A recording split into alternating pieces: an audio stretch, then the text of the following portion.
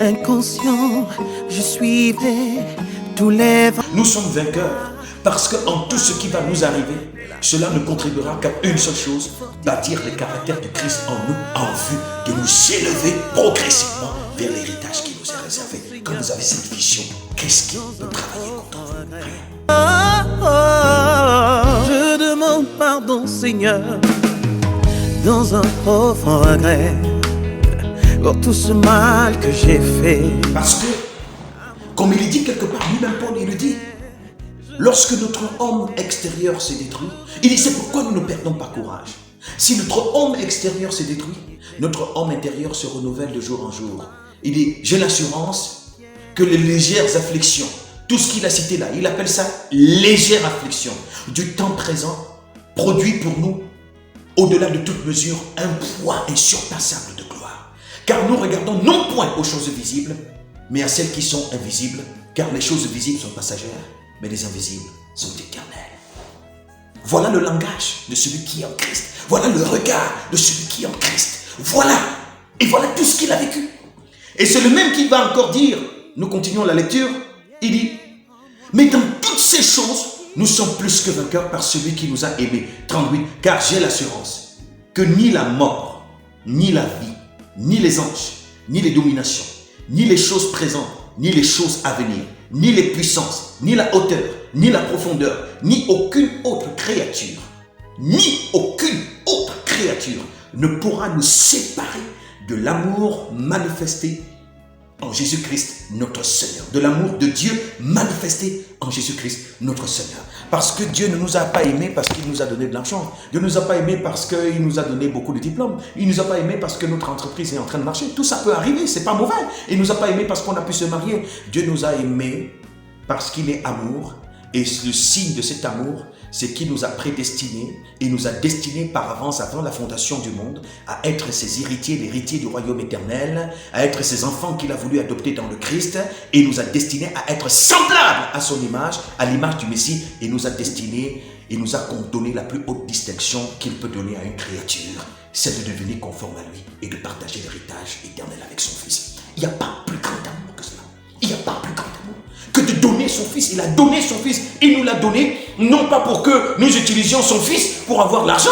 Il nous a donné son Fils parce que, pour que nous devenions un avec son Fils et que nous partagions l'héritage éternel avec son Fils. Il n'y a pas plus grand amour. Il n'y a pas plus grand amour. Et qu'est-ce qui donc nous séparera de cet amour lorsqu'on a cette conscience, lorsqu'on a cette mentalité, lorsqu'on a cette vision? Ça nous élève.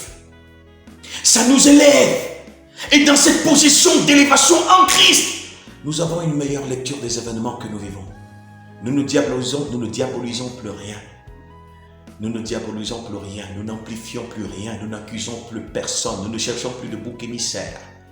Et nous devenons co-créateurs avec lui pour transformer notre environnement par les fruits qui vont découler de nous. Par les fruits qui vont émaner de notre être dans notre fusion avec le Christ. Et qui vont bouleverser notre environnement par les fruits qui vont découler de nous. Le visage et la figure de Dieu qui va se projeter. C'est ainsi que nous triomphons de la bête, de sa ruse, de ses stratégies, de ses méthodes, de ses stratagèmes pour nous priver de la joie, nous priver du bonheur.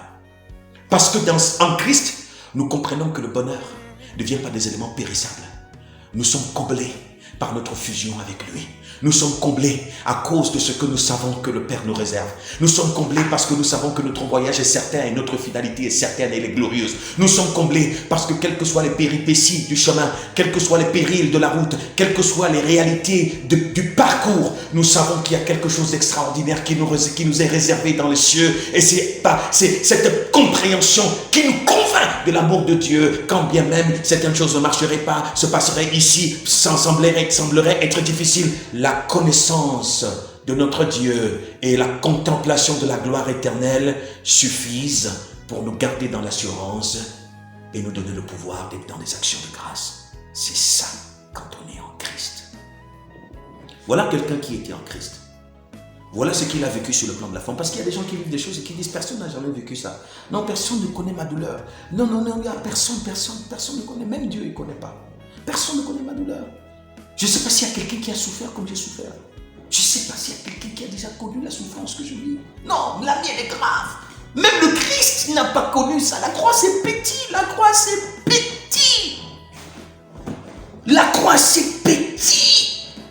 Parce que la mienne là, c'est personne ne souffrir. Encore je souffre. Le problème c'est que étant dans la position déchue, tu ne peux percevoir les choses que comme ça. C'est pour ça qu'on va se suicider, on va se donner la mort. Parce qu'on est déchu. On est tellement déchu qu'on voit que tout le monde nous déteste. Personne ne nous aime. On nous a rejetés. On ne vaut rien. On n'a aucune valeur. On boit le langage du menteur. On boit cela. Et on fond dans le désespoir. Parce qu'on veut réaliser des affaires, ça ne marche pas. On fond dans le désespoir. Parce que pour nous, après la terre, il n'y a rien. Après la terre, il n'y a rien. L'amour de Dieu ne se démontre que sur terre. L'amour de Dieu ne se démontre que par sa capacité à me donner ce que je veux. Si Dieu ne me donne pas ce que je veux, il n'existe pas pour moi. Quelle bêtise. Quelle bestialité. Quel raisonnement bestial, animal. Résultat de l'ignorance. Comme Asaph. Souvenez-vous, Asaph. Souvenez-vous, Asaph. Dieu m'aime parce qu'il me donne ce que je veux. Dieu m'aime parce qu'il me donne ce qui plaît à ma chair. Même si après mon esprit est pourri et ça va, il n'y a pas de problème. Dieu m'aime. L'apôtre Paul dit, dans le péril, au milieu de la faim, de la nudité, au milieu des difficultés, qu'est-ce qui nous séparera de l'amour de Dieu révélé et manifesté dans le Christ? Mais qu'est-ce qui nous séparera de cet amour? La faim, la nudité, le manque d'argent, les difficultés, le rejet, le mépris des autres, les trahisons. Qu'est-ce qui nous séparera de l'amour de Christ, de Dieu manifesté en Christ? Non. Oh, vous voyez ces choses-là, ce n'est pas des slogans. Vous ne pouvez pas, et beaucoup de gens ont fait des déclarations, malheureusement, c'est là que nous avons touché un point important. Comment nous pouvons être dans une religion déchue, ou une religiosité déchue, dans laquelle on répète les paroles de Paul, mais quand vous entrez dans le cœur, on est amer. On est chrétien, mais on est aigri. On dit des paroles, je suis enfant de Dieu, Christ est en moi, je suis sur le trône. Mais quand on nous voit, on voit le visage, c'est la mort. On nous voit, c'est pas la vie, c'est pas la joie. Non, ça va pas. On vit mal toutes les situations qui nous arrivent. On vit mal quand on n'est pas marié, on vit mal quand on vit tout mal, tout est mauvais. Mais après on sort des slogans. Je suis sur le trône, Jésus est mon roi, mon Jésus. Il n'est pas venu pour que nous puissions le brandir comme un slogan.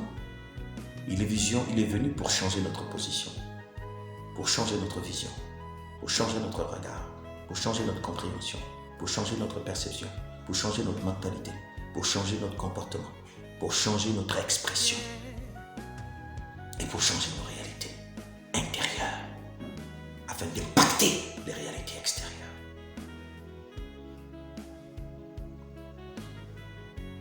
Retournons en Christ et cessons de rester en crise. Alors je ne sais pas qu'est-ce que tu vis, je ne sais pas quelle est ta situation, mais toi tu sais quelle est ta situation. Dans ta position, tu as certainement raison. Avec tous tes raisonnements, tu as raison. Tu as raison d'avoir de prendre des engagements que tu prends. Tu as raison de prendre des décisions que tu prends, parce que c'est ta position. Mais il faut savoir que ça ne veut pas dire que parce que c'est logique dans ton esprit que c'est la vérité. Il faut savoir que le Christ est venu te sauver. Et il peut te sauver. Et il est venu changer ta position pour que ton regard sur ta situation. Peut-être que la situation dans la forme ne changera pas. Mais si ta position change, tu as la victoire dans cette situation. Elle peut changer la situation. Il peut permettre qu'elle change. Mais en général, le Seigneur permet que la situation change lorsqu'elle a réussi à provoquer le changement en nous.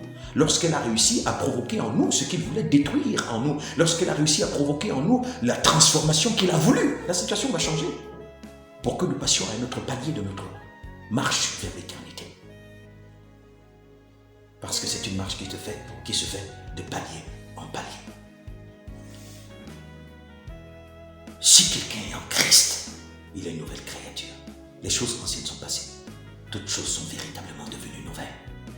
Parce que le regard a changé. Le regard est nouveau. La compréhension est nouvelle. La vision est nouvelle. La perception est nouvelle.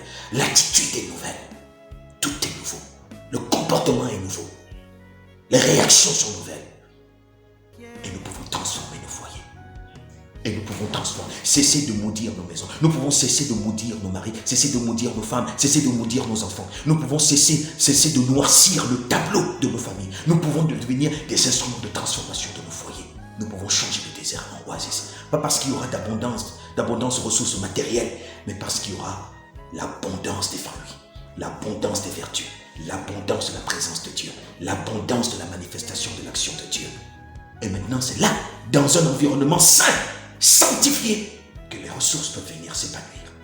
Autrement, dans la déchéance, qu'on nous donne toutes les ressources du monde, cela ne contribuera davantage qu'à renforcer notre état de déchéance. Retournons en Christ et nous cesserons d'être en crise. Vie à tes pieds, je demande pardon, Seigneur.